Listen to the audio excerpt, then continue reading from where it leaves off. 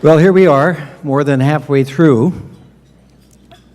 As our symposium now turns to the pastoral implications and responsibilities arising from the teaching of Humanae Vitae, from the truth about the human person and the gift of human life, it's my pleasure to introduce to you our evening keynote speaker. Teresa Collett is a professor at the University of St. Thomas School of Law in Minneapolis-St. Paul, where she serves as director of the school's Pro-Life Center. As a well-known advocate for the protection of human life and the family, Professor Collett specializes in the subjects of marriage, religion, and bioethics in her research.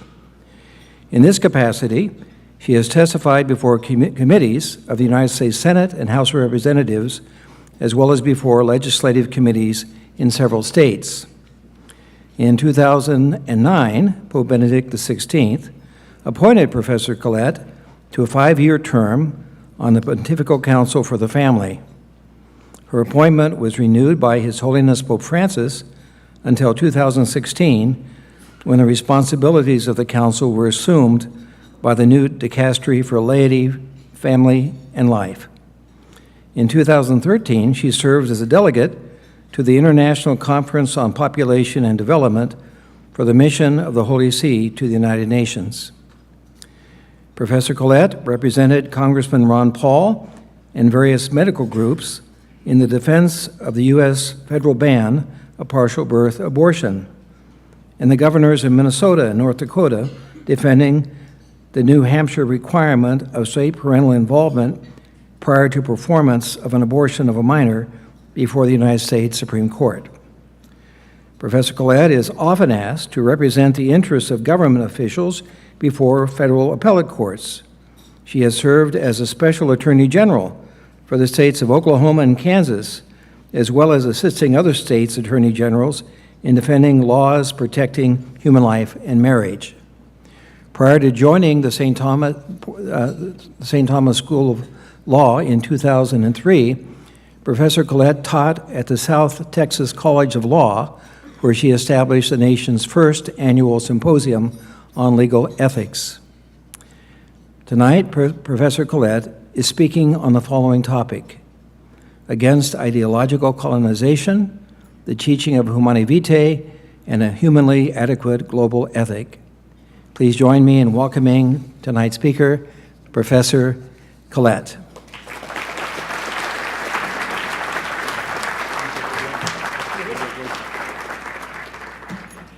Good evening.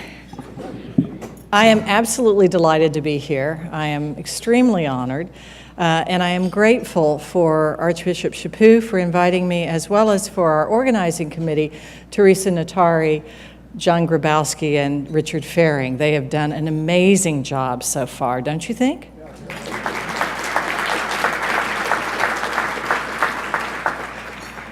So I am mindful of the Archbishop's comment prior to his homily this evening that we have been here endlessly listening. And so I will try to be very respectful of our time together. I'm also equally mindful that not only are your stomachs full, but probably your brains are full too. Unfortunately, the task I've been given is to actually talk about something that's extremely important. And so if you will stay with me for just another 45 minutes, I hope you will gain some important insight into the nature of the evangelization effort that's going to be required in this area. Next week, I will take a group of 12 students, 7 of whom are from various countries across the world other than the U.S., to the Commission on Population and Development, the annual meeting in New York at the United Nations. And there we will, working with various NGOs and in support of the mission of the Holy See, talk about the very sorts of topic and issues that you'll see as I walk through my presentation tonight. The title that was given to me is Ideological Colonization, Humanae Vitae as a Humane Alternative. There is absolutely an intellectual competition today in the world, and many people don't even know it's happening. The dominant international ideology that we will confront at this meeting next week at the United Nations, in which Nikki Haley, our ambassador to the United Nations, and the U.S. team today confront every single day, is the idea that there should be an international campaign to persuade the world that suppressing fertility will reduce conflicts, will reduce threats to world peace, will correct unjust social structures and cultural norms, will decrease sexual violence and the number of unwanted children. It will protect the natural environment, all while improving prosperity and national economic development. That sounds wonderful, and that is, in fact, the promise of the dominant ideology. The Catholic worldview is a little skeptical of this. We believe that reducing fertility is not desirable, at least where it involves coercion or technological means. In other words, we believe that the desire to avoid conception while having sex is as old as mankind. Recall the story of Onan in Genesis, who under Jewish law was required to conceive a child with his dead brother's wife, but spilled his seed on the ground because he didn't want offspring raised up for his dead brother and thus reduce his own inheritance. This is nothing new, the desire for sterile sex. We recognize that decisions about when and how children are created and brought into this world are inescapably moral decisions. We understand, and I quote, "Responsible parenthood is exercised by those who prudently and generously decide to have more children, and by those who, for serious reasons and with due respect to moral precepts, decide not to have additional children for either a certain or an indefinite period of time." We are not Luddites, nor are we committed to every family having as many children as biologically possible. For these reasons, we insist on placing the human person, not technology, not government goals, or other, as lawyers say in constitutional law, state interests, at the center of public policies, notwithstanding that our way requires the development of self-mastery, prudence, and generosity in each person. That's quite a requirement and quite a tall order, but we believe that that is the path to reducing threats to world peace, sexual violence, unwanted children, and will lead to personal prosperity and national economic development. That's our view on this. So our agenda tonight, I have three main goals. Number one, I'm going to give you a flying tour through international law with a special emphasis on the role of the United Nations. Lawyers, you can check your email for the next 5 to 10 minutes. I want to give you an intellectual history, notwithstanding that we've already had a partial history, of the justifications offered for population control or policies worldwide. And I want to affirm the wisdom of Humanae Vitae and the theology of the body. So get your student hats on. Here we go with an introduction to international law. International law is inherently different than domestic law because there's no world government, thanks be to God, nor any global legislative body. Now, this is true notwithstanding the Church's insistence that a need exists to establish some universal public authority to respond to worldwide problems arising from the quest for the common good. It is essential that such an authority arise from mutual agreement and that it not be imposed, nor must it be understood as a kind of global superstate. St. John Paul II, in his 2003 message to the world on the Day of Peace. It is repeated in the compendium on the social teachings of the Church. Now, I confess one of the great aesthetic practices I engage in every spring is I am not an internationalist. I'm not a fan of the UN. But the Church's social teaching sees that there is a legitimate place for international agreement and international institutions. And so every January, I read that chapter in the compendium and teach my students that this is a good thing and try to form my conscience in that way. So, what are the sources of international law? There are three that are recognized by the International Court of Justice and by various other regional or international tribunals. A rule of international law is one that has been accepted as such by the international community of states that is either in the form of an international agreement, by customary international law, or derived from general principles common to the major legal systems of the world. International agreements is easy to understand. It's what we think about all the time when we think about international law. It's treaties or conventions that have been signed on by individual nation states that constitute essentially a binding contract, okay? There are 9 core international human rights agreements, for example. But of all those 9 core, notwithstanding that the President or the Secretary of State, the President has signed on to all of them, they're not binding on the United States because only the International Covenant on Civil and Political Rights has been ratified by the Senate. It's not legally effective. Okay. The Holy See, the juridical nation state that the Vatican exists in, all right, has signed on to 3. The Convention for the Elimination of All Forms of Racial Discrimination, the Convention Against Torture, more on that in a moment, and the Convention on the Rights of the Child, more on that in a moment, both of which I think they've had some moments of buyer's remorse about. Customary international law is law resulting from a general and consistent practice of states followed by them. But it's not enough that it be a universal practice, if you will, but it has to be done from a sense of legal obligation. We must do this. The Universal Declaration of Human Rights has arguably achieved this status, but a nation can avoid assuming those obligations by persistently objecting to the International Declaration of Human Rights. An example of this would be in Mary Ann Glendon's History of the Drafting. She talks about that many of the Middle Eastern countries did not sign on to the Declaration's concept of sexual equality. That was one of the few provisions that wasn't passed unanimously. And so in that instance, if they have persistently disagreed with equality meaning androgyny, then they simply cannot have that provision applied to them in international courts.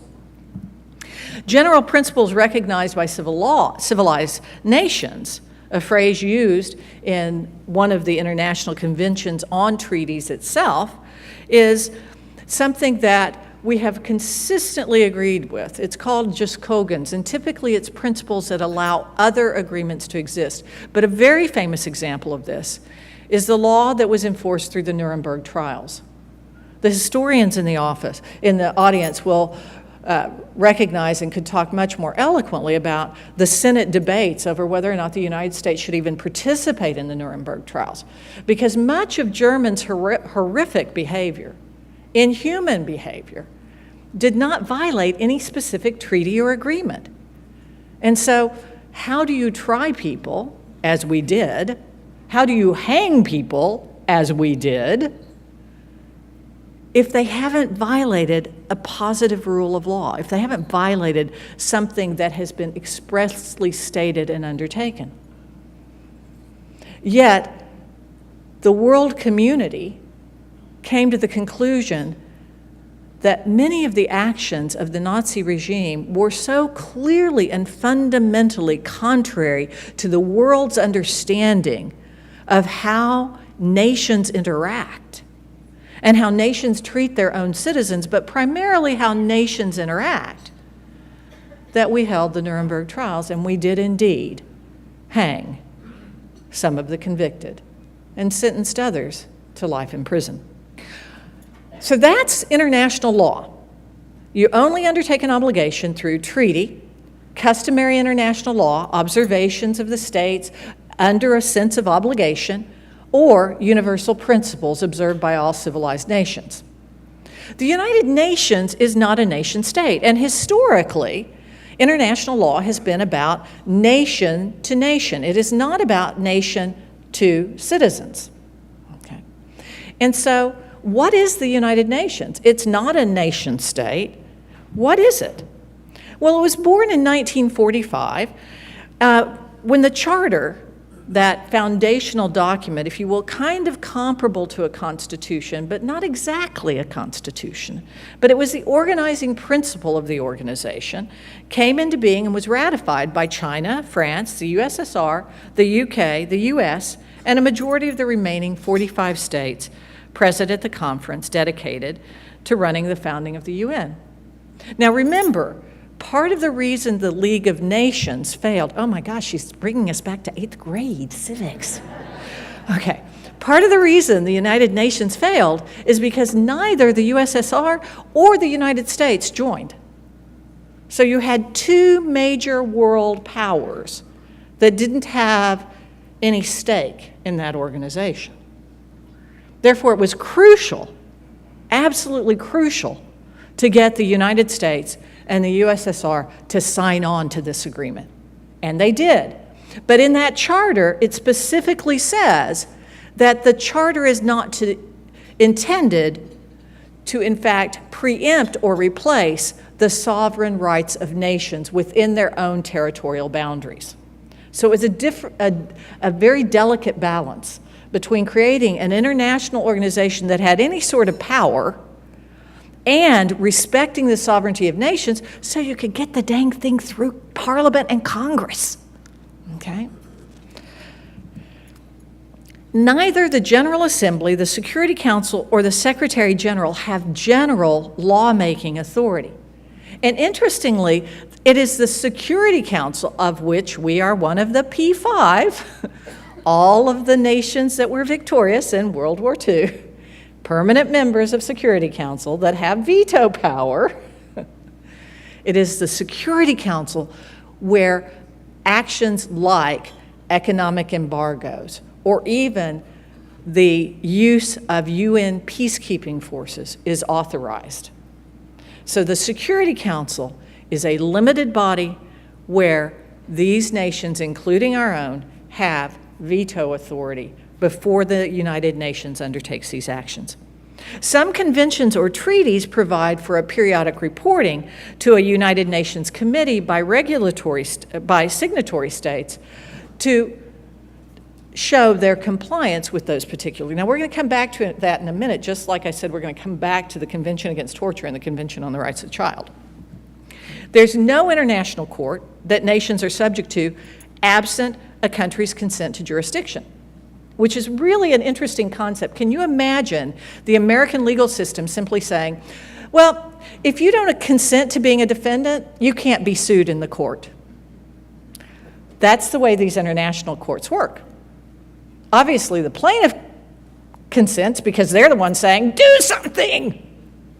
But the defendants have to consent in order for jurisdiction to be created. Nor does the Secretariat, the Secretary General and the thousands of employees under him, comprise an executive branch similar to that of the United States. The Charter of the UN identifies the Secretary General as the chief administrative officer, tasked with whatever responsibilities various other organs or divisions of the United Nations give him. So he's not a president, and he's not intended to have the sort of executive powers, disputed though they may be now, and they were in the past 8 years under a different administration, disputed as they may be. Regardless of which party's in power, it's clear that the President of the United States has certain executive powers. The Secretary General is not comparable to that extent. Now let's go back to those UN committees and the treaties that say that every so many years you have to report on your compliance. The committees that respond to the reports of compliance are constituted by elected experts in the area. Increasingly, UN committees are using their reports to advance novel and very troubling interpretations of treaties that, while not legally binding, generate adverse public notoriety, both domestically and internationally, for the country that's subject to the report. Twice in recent years, UN committees have used their reports to attack the Holy See, leading the Holy See in response to the most recent misbehavior based on a remarkable, innovative, troubling interpretation of the Committee on Torture, the Convention on Torture, to warn the committee that it runs the risk of not only being effective, but even counterproductive with regard to the original noble intention of the treaty. Some of you may remember that the Committee on Torture, having received the Holy See's report, took it upon themselves to chastise the Holy See and to characterize those tragic instances of sexual abuse within the priesthood as a form of torture that the Holy See had, if not authorized, condoned. As you can imagine, the Holy See sent for it a remarkably strong response through the nuncio, essentially the ambassador of the Holy See, explaining that the Holy See itself does not have the sort of jurisdictional authority that the committee misperceived, nor did it authorize, nor was it indifferent to these tragic circumstances. And thus, these sorts of innovative and troubling politicized interpretation of treaties run the risk of not only being ineffective, but also counterproductive with regard to the original noble intent of the treaty.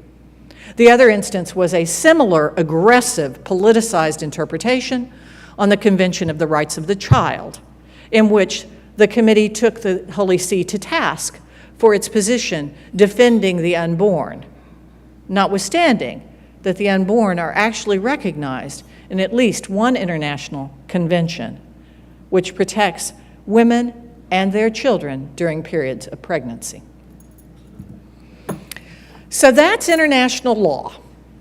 The UN is not a lawmaking body, but it uses these committees to monitor compliance, and they are increasingly politicized, and they are increasingly promulgating this dominant ideology in favor of contraception and abortion and gendered fluidity through their reports, requiring then nation states to respond.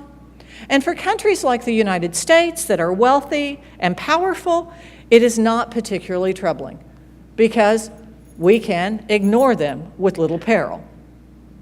But those reports influence institutions like the World Bank and the World Health Organization and other nation states who are major donor states for foreign aid and can be used as an excuse to condition loans or aid upon accepting this ideological colonization. I thought my first slide was still up. So these reports are not irrelevant, although not legally binding. So now let's talk about what is the content of this ideology and how did we get here.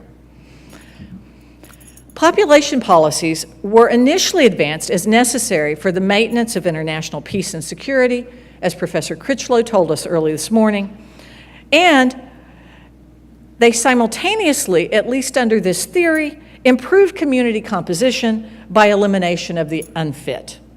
These arguments faded from public view as the coercive power of government was employed to achieve what governments determined to be optimum fertility rates. But lest we think these people were illogical, not as wise as we are, not as prudent as we are, the fact is, this is a growth chart of the world population. And at the time these decisions were being made, as you can see, there was a very rapid increase from 1950 through about 1990. So their best predictive powers were that, in fact, we were seeing, to use the phrase used in the population bomb by Professor Ehrlich, an explosion of population. And they were concerned that this explosion would result in food insecurity. They were concerned that it would destabilize governments and lead to world war. And part of it came from the experience of World War II, where Nelson Rockefeller, referred to earlier by Professor Critchlow, had served in the Pacific theater. And he believed Japanese aggression was in large part, a product of population pressures on that small island. The idea that growing populations can be threats to peace, like the desire for infertile sex, is as old as history. How else do you explain the slaughter of the innocents that occurred after Herod learned of the birth of the Messiah? This is not a new evil. It's an old evil in new guise. Similarly, many statements of the 1940s and 50s attributed Japanese aggression to population pressures within that island state. This idea of population control as an aspect of international security, however, was soon displaced by new arguments claiming that large populations were impediments to economic development in developing countries. This theory was quickly embraced by the World Bank under the leadership of Robert McNamara in 1968, a former American Secretary of Defense. And even today, the World Bank considers a country's population policies as an element of a loan application. Recall that the World Bank was established to do things like rebuild the infrastructure after the destruction of World War II, build dams and roads, schools and hospitals. And yet today, they consider and grant loans in part based on whether or not you have a population policy in place that assures food security in the light of your population growth or diminishment. The first two UN World Conferences were technical in nature.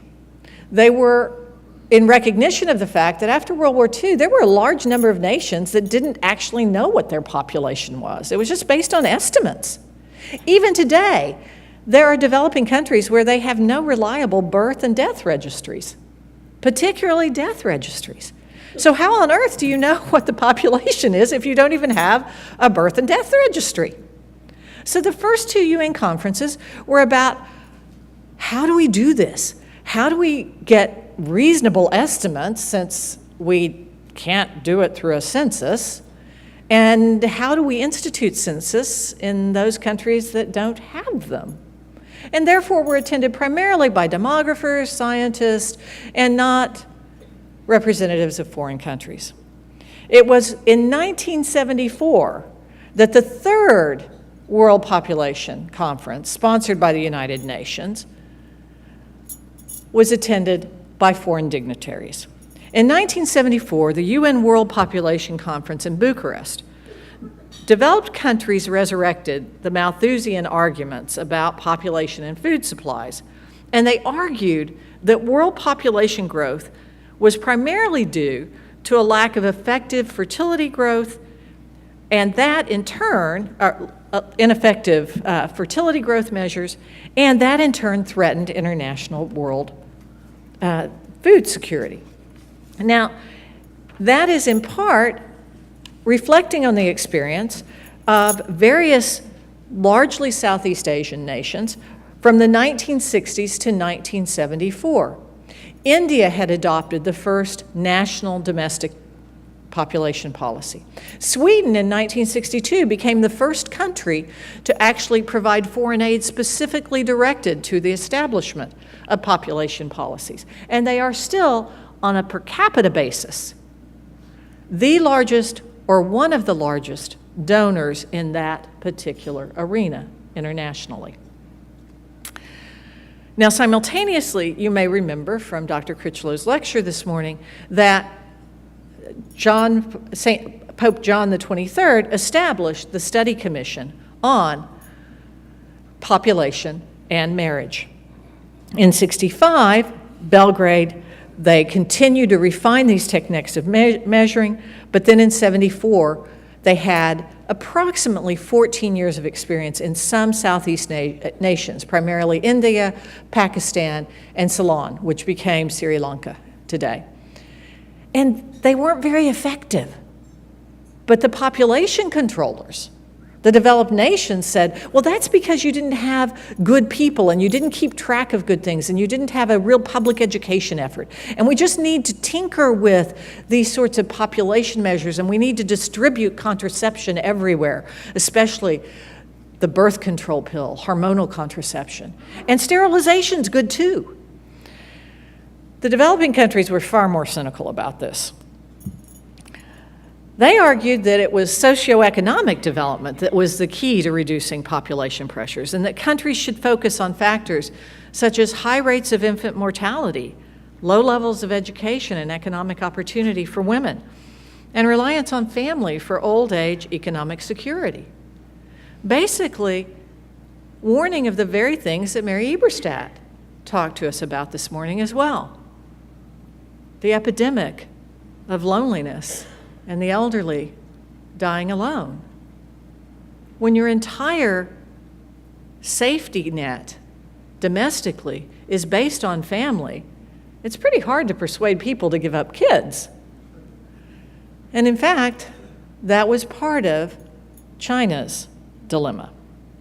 Ironically, and I say ironically, because India had one of the most coercive, horrific population policies for a brief period of time under the election of Indira Gandhi was at issue.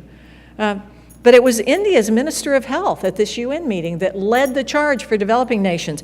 And he was quoted, and it was adopted as the mantra, if you will, of developing nations, that development is the best contraceptive. Educate women, give them economic opportunities, care for infant mortality, restore health to our population. And there will not be this felt necessity to have families of 7, 8, 9, 10 children. That's the way to do this. Don't ship us a bunch of contraception and IUDs. That's just not the way to achieve this. In the shadow of this debate, the idea of population control as a precondition to economic development was embraced and substituted the threat to world peace rationale that had been offered prior to that. Two nations, China and India, responded with absolutely horrific policies. In '76, India announced a national population policy that resulted in over 10 million sterilizations in 20 months. The policy was in effect. 10 million. In fact, many political scientists attribute the subsequent defeat of Indira Gandhi in part because of this remarkable policy. All public employees were told that their salaries would be cut or their jobs eliminated if they were not sterilized. India actually came back and offered to try to restore fertility for those men who had undergone coerced contraception, coerced sterilization. It was remarkable. China, in 1978, just 2 years later, adopted its one-child policy, known as the family planning policy. This policy allowed and incentivized local government officials to monitor women's menstrual periods and forcibly abort or sterilize women who were not compliant. In 1983, the Chinese Ministry of Health reported 21 million births, 14.4 million abortions, and 17.8 million IUD insertions, many of which were coerced. Dr. Stephen Mosier sacrificed completion of his degree by reporting on this. And the California University, where he was pursuing his PhD, responded to pressure from the Chinese government and expelled him from the institution, notwithstanding the veracity of his reports. Well, as you can imagine, this was deeply troubling, but notwithstanding the fact that the world knew about these incidents, the first UN Population Award was given to the Prime Minister of India and the minister in charge of the State Family Planning Commission of the People's Republic of China. In response to this, President Reagan, in the White House, announced at the next Population World Conference the policy that is now known as the Mexico City policy. That the United States government's official position is that we were neutral on the benefits or detriments of population growth, but that we absolutely would not fund any program that involved coerced abortion or abortion in general. President Reagan. What you see here is a chart of the United States funding to UNFPA, the United Nations Family Planning Agency.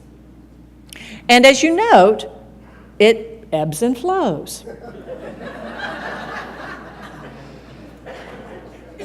It is an indisputable fact that under every Republican president, we have made the determination, consistent with federal law, that the United Nations Family Planning Agency is involved in programs that involve coercive abortion.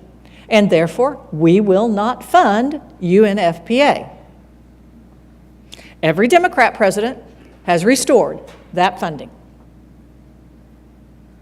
This is the topic, in part, of the UN Population and Commission annual meeting that my students and I will be attending next week. Financial security, because the current president, no matter his faults, has expanded the Mexico City policy to say that we will not fund any program of any sort, not just UFMPA, that involves coerced abortion through international. Does that mean that we have abandoned global health? Absolutely not, because the same executive order says that all of the money that would go to UNFPA will now go through the Department of State Global Health Initiative. Things like the former President Bush's HIV policy to assist in helping African nations, to assist in the training of birth attendants, a major necessity in developing countries that will ensure healthy pregnancies and healthy deliveries, to assist in the ensuring that clean blood supplies and clean water supplies are available to women in labor. So we have not abandoned the international community. We are simply making sure that our money goes where it's intended, to in fact assist those in need in the delivery and care for children and pregnant women. So these claims that population control or reduced fertility levels is necessary for improvement of the race, world peace, survival, and economic development, although sequential in their development, have all had and continue to have their supporters. You can still see people argue occasionally about improvement of the stock of humanity. Dr. Hanby talked about the embryo sorting that we're seeing today. Yet almost 70 years of empirical evidence from these various national population policies fail to consistently establish the truth of these claims. Because of that, we see new justifications. The new justifications are that comprehensive global access to contraception boils down to two things. Contraception protects the environment, and it advances women's empowerment. The United Nations Conference on Environment and Development in Rio de Janeiro introduced the concept of demographic dynamics and sustainability. Let's examine both of these justifications. Environmental degradation. Contraception is necessary to have sustainable environmental protection. There's a growing body of evidence that women's use of hormonal contraception is unintentionally altering the aquatic environment of streams and rivers through the introduction of synthetic estrogen hormones into wastewater through the pill user's urine. Fish, this in turn appears to reduce the fertility of fish and frogs that have a similar hormone receptor system. Of even greater concern are some European studies that this hormonal waste may be seeping into drinking water in certain nations where their water treatment plants are not sufficiently successful in removing the waste, that it leads to lower sperm counts and greater susceptibility to prostate cancer among men. Again, evidence that, in fact, there is reduced fertility among similar animals, frogs and fish, and at least a correlation with increased prostate cancer and lower sperm count. This correlation on the reduced fertility is so strong that the United Nations itself has acknowledged that it exists and has addressed it through a new policy about the acquisition of various forms of contraception to be distributed across the world. In addition to this hormonal waste, condoms have been determined by, again, a United Nations committee to be the least environmentally friendly form of contraception that is provided to various client nations through their programs. They have just last year, in fact, created a special guideline on how to dispose of unwanted contraception and devices.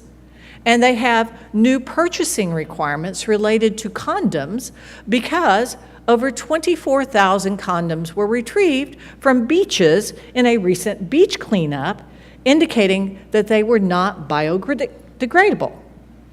Many of the condoms are made of latex, which in turn requires rubber, which in turn is an industry that is fraught with human rights abuses. The United Nations itself recognizes that these are problems inherent in their sustainability efforts. But the answer, persistently and consistently, is that no matter the cost environmentally, from hormonal contraception, disposal of devices, the birth of a single child, and their environmental waste outweighs it all. Think of that. Now, maybe if they are a wealthy American living in an 8,000 square foot house, flying on their private jets, driving the 5th car in the family, okay. But those aren't the nations that these policies are directed to. The simple fact is that the agrarian Chinese, prior to the Chinese policy, had a lot smaller environmental footprint than even I do, or pretty much anybody else in this room, although I guess there are some ascetic religious orders where their footprint's pretty tiny. It is a gross overgeneralization. And even the UN committees have been forced to recognize it when confronted with indisputable evidence. So let's talk about women's empowerment, my favorite. Many of you are aware of something called the Millennial Development Goals. This was an attempt to identify measurable outcomes related to things that the community of nations could agree were good things. And the Millennial Development Goals were completed in theory in 2010. And when they were drafted and adopted, the General Assembly limited them to 8. The 5th was to improve maternal mortality by 1/2 of the 1990 levels by the year 2000, and a further 1/2 by the year 2015. In other words, a 75% reduction in maternal mortality. That is an aggressive goal. That is an awesome goal, right? And I am delighted to report that we are on track for achieving it. How are we on track for achieving it? Well, some would say the way to achieve it is just not to have kids, because if you don't get pregnant, you can't have any maternal mortality. Yes. But how we're actually achieving it is those strategies that I mentioned a little earlier that's being pursued by the State Department through Global Health. Training birth attendants for developing countries where women too often don't give birth in hospitals, and that's fine, but if there's hemorrhaging or if it's breech, you need somebody who knows what to do. And so they're providing that sort of training. One of the things that I think is really exciting and innovative that's happening in Africa is the distribution of cell phones, because frankly, they didn't have to deal with old technology, so their cell phone coverage is a lot better than parts of the United States, which is really odd. And so they are distributing cell phones to the communities, essentially, midwife, no matter her training, so that she can contact a doctor at a hospital, pre-programmed, so they can call Nairobi or wherever they need to call if something presents itself as a challenge.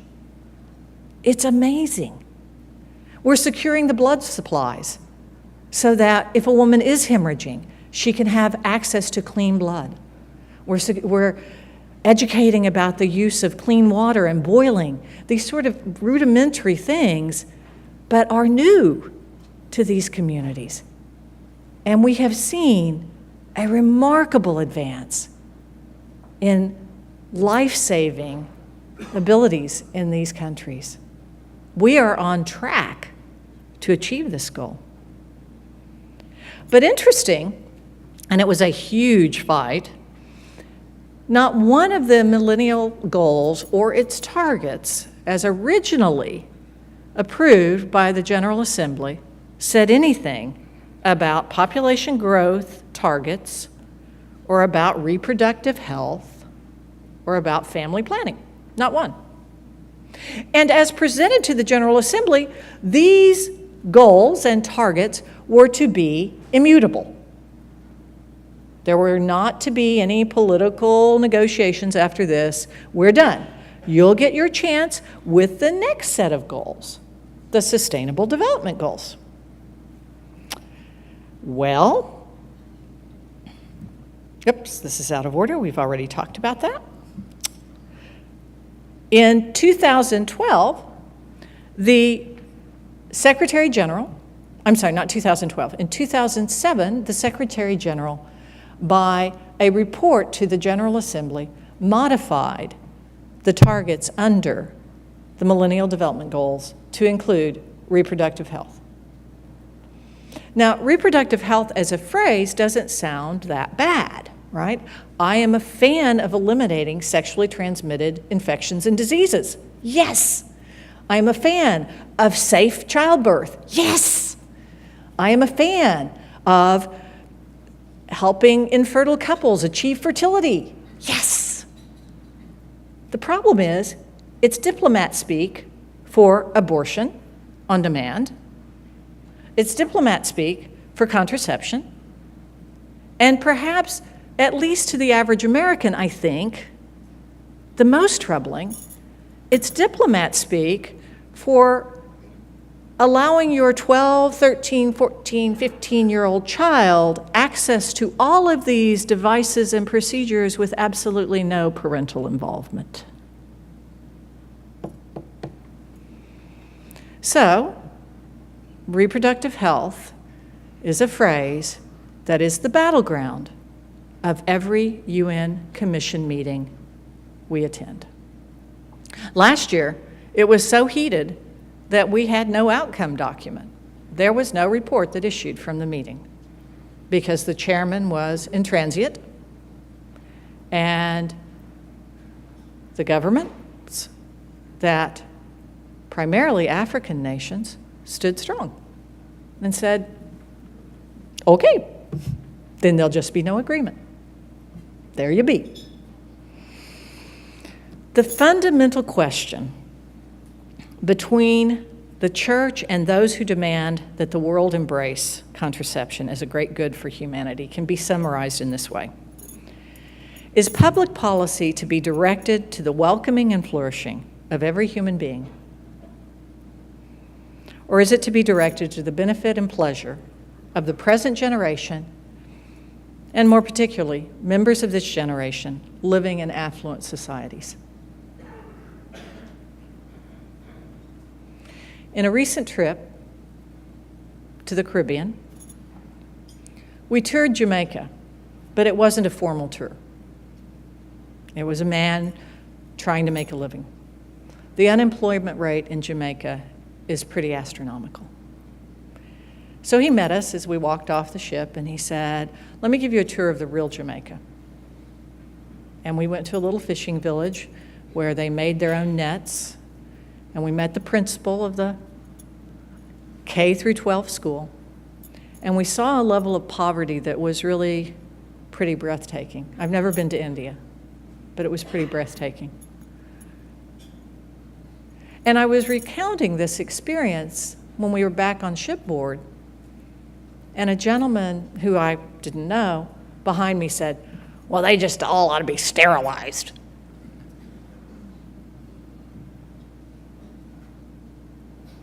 And I turned around and I said, aren't you assuming that there's some safety net for them otherwise? Do you understand that this is a nation that doesn't have Social Security? Do you understand that this is a nation that food banks are rare? Do you understand that the only source of protection and help that the average person has in this culture is family?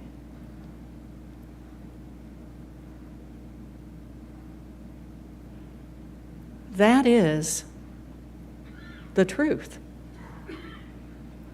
And as Catholics, we see the beauty of subsidiarity. We see the beauty of the truth that it is the family that is the vital cell of society. A truth that's embodied in the Universal Declaration of Human Rights that guarantees the right of a man and a woman to marry and found a family. Language from the Declaration. We are in a battle. And we're in a battle in which the stakes are high.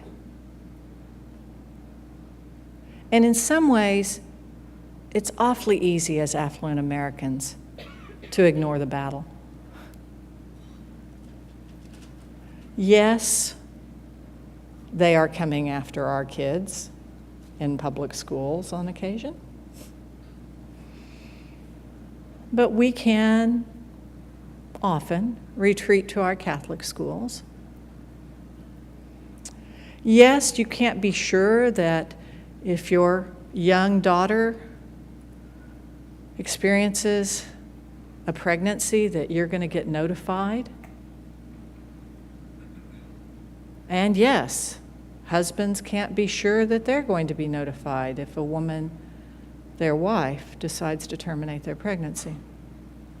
It's not that we are free of these troubles.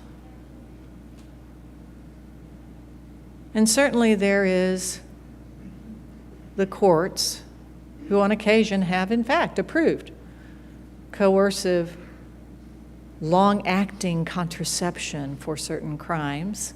Those have been consistently overturned, thankfully.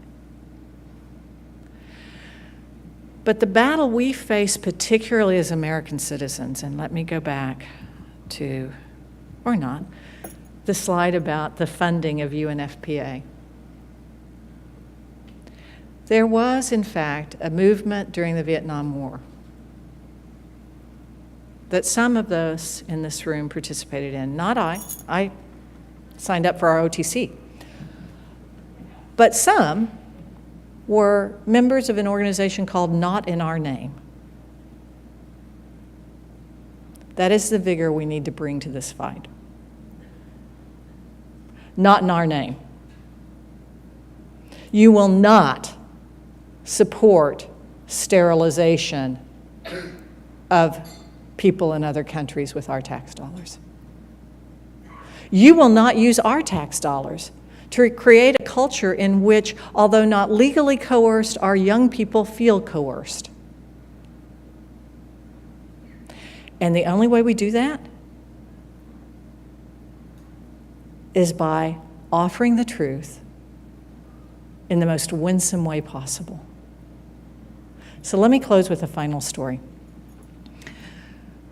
Mary Hansen mentioned in an email to the Catholic Women's Forum that Erica Bacciali, I probably just massacred her name,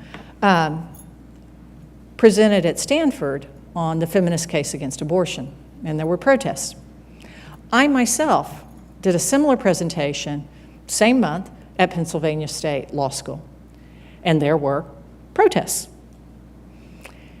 So when I arrived, which was very unusual, I was coming for a student group, the dean actually introduced me after giving a lecture that the university does not endorse the positions that this woman is about to say. But I expect the conversation to be civil. And you would think in a law school that that absolutely would be expected. If you can't hear ideas you can't bear, you shouldn't be a lawyer, right? So the dean opened with this lecture, and I began my presentation. But I began my presentation with, what do women want? All the men are getting their notepads out. What do women want? We want three things, on average. Not every woman, but the vast majority of us.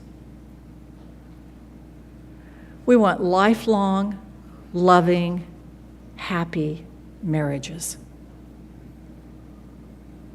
We want a partner who cares for us and that we can care for and that we can create a life for. The man next to the empty chair has put up with me for 40 years. We want children at some point, on average. In fact, on Valentine's Day, the New York Times ran a story about the average American woman will have one less child during her reproductive life than she would like when surveyed at the end of her reproductive life. Same survey results are true in Europe as well. So we want kids. And we want meaningful work. We want to contribute to our communities. We want the opportunity to give of ourselves, not only to our family, but recall the domestic church isn't created for insular mutual support. It's created to go into the world. We want those three things. And then I moved from there to cases about pregnancy discrimination. In fact, I'm consulting on a case right now where a graduate student was told because she was pregnant she had to suspend her education. It's illegal. I think all her student loans are going to disappear.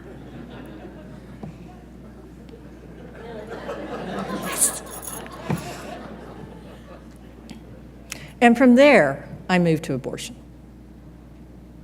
But I could have, and was actually taken by the students, to the contraceptive issue. And I made the same point that Janet Smith and others made today, which is that if you really think women are unique and that our design is not a misbegotten male, then Our fertility is part of our uniqueness. But by embracing the pro-contraception mentality and abortion, we have embraced the male reproductive life model. We've given up on reforming the economy and public square to allow us to fully participate. We've said, okay, we give up. Anything you can do, I can do better. I can be a man just like you. That's feminism? That's women's empowerment? That's what we're selling to the rest of the world? And what was amazing is, notwithstanding the protests and the fact that the dean was nervous enough to sit through my entire lecture, which she shared afterwards, you know, I don't agree with anything you said, but that's the best presentation of it I've ever seen. Little seeds, little seeds. It was very well received. It's not that Humanae Vitae can't be persuasive. It's like the famous quote about Christianity. I'm just not sure we've ever tried. So the challenge I would give each of you is to take the story of the beauty of this, of the desirability of it, and present that, not as a set of rules, but as an opportunity to evidence God's love in the world, within your own family and within the public policies of our nation. And with that, I will close. Thank you.